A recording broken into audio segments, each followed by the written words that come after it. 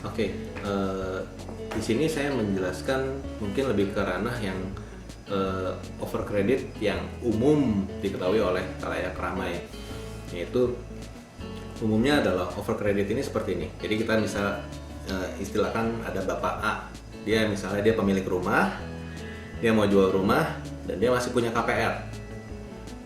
Sedangkan ada pembeli, sebut saja namanya Bapak B.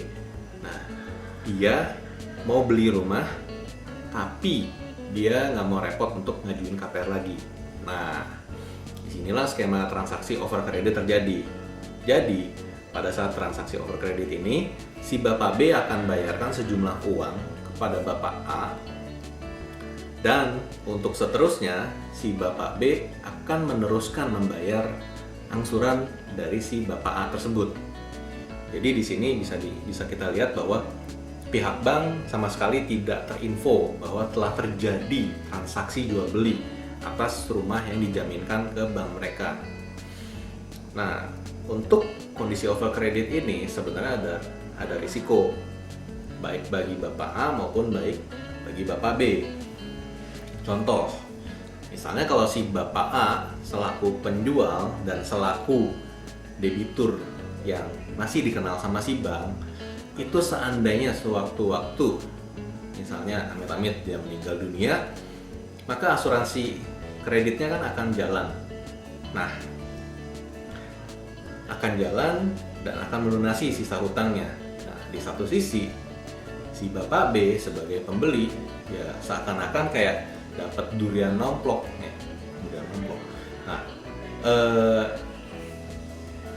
disinilah yang jadi ada istilahnya apa ya, kerancuan, karena di satu sisi Bapak B kan sebenarnya pada saat dia beli dia udah membayarkan sekian nominal uang yang sudah diperhitungkan oleh Bapak A dan kemudian harus melunasi sisa utangnya.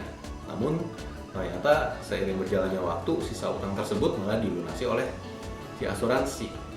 Nah, di sini kan si Bapak B yang kesannya kayak untung juga gitu. Nah, di sini yang kemungkinan besar akan terjadi dispute atau ya pertikaian lah antara ahli warisnya si Bapak A dengan si Bapak B selaku pembeli. Karena ahli warisnya merasa bahwa oh ini sebenarnya masih harus ada yang dibayarkan. Nah, bagaimana hitung-hitungannya itu yang akan jadi repot. Risiko lainnya di sisi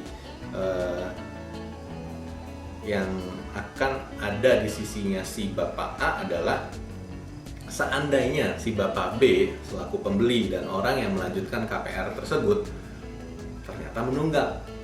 Nah, ini pihak bank kan nggak kenal siapa Bapak B gitu. Jadi ya, otomatis pihak bank akan melihat ini Bapak A kenapa menunggak dan akan nguber Bapak A untuk melunasi tunggakan tersebut. Dan di sisi lain, ya, kita sama-sama tahu bahwa setiap pinjaman ke bank itu dilaporkan ke BI dan OJK untuk pelaporan BI checking atau yang sekarang dikenal SLIK. Nah, itu jadi masuk kredit ratingnya si Bapak A tuh. Dengan demikian yang nunggak, yang seharusnya bayar kan si Bapak B. Tapi karena Bapak B nggak lanjutin bayar dan Bapak B nggak dikenal oleh si bank, maka akibatnya si Bapak A itu yang akan secara reputasi namanya jelek. Nah, kalau udah jelek di hasil BI checking atau SLK ini kedepannya akan repot sih kalau mau ngajuin kredit apapun. Jadi sebaiknya skema over kredit ini dihindari.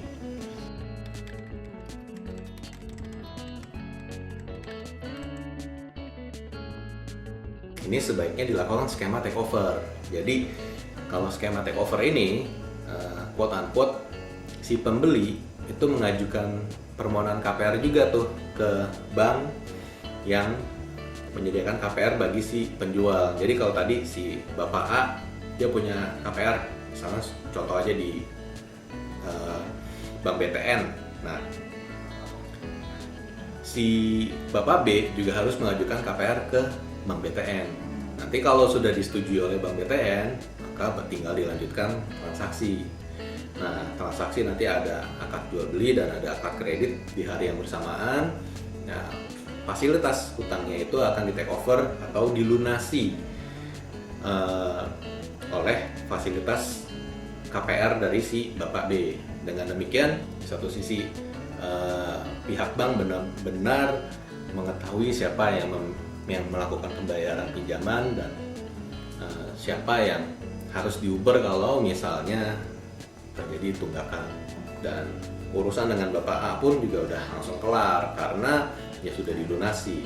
Ya, risiko yang tadi yang si Bapak A, kalau seandainya Bapak A tiba-tiba meninggal terus nanti dilunasi oleh asuransi sehingga ada istilahnya ya quote unquote blessings in disguise untuk pelunasan sisa hutang. Nah, itu tidak akan terjadi. Atau kalau misalnya tiba-tiba nanti si Bapak B nggak sanggup bayar lagi, yang akan nantinya merusak reputasinya dari si Bapak A, nah itu juga tidak akan terjadi gitu.